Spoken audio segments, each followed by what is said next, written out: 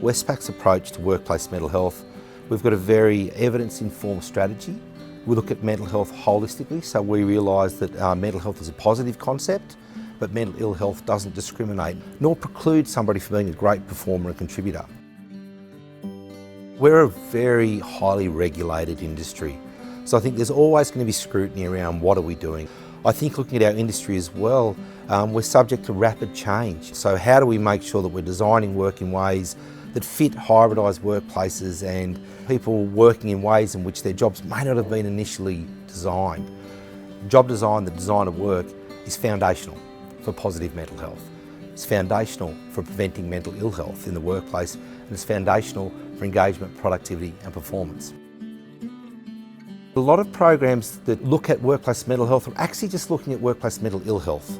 They're focused on the 1 in 5 people who might experience a mental health condition in a 12-month period, rather than focusing on the mental health needs of 5 in 5 people. So our 5 in 5 strategy is one where we look at the mental health needs of all of our people. We absolutely support those with mental health related vulnerabilities.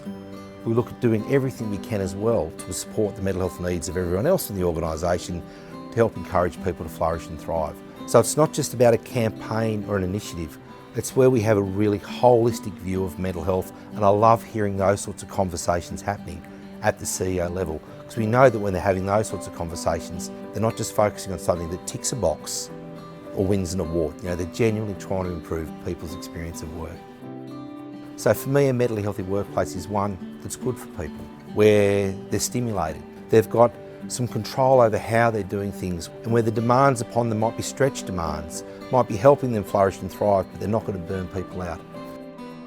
It's not just about mitigation of risk or return on investment, it's about people. So I think there's a huge financial but also ethical, moral business case for why we should be doing these things. For any sized organisation, if you wanted to know where to start, have a look at something like the Mental Health at Work website.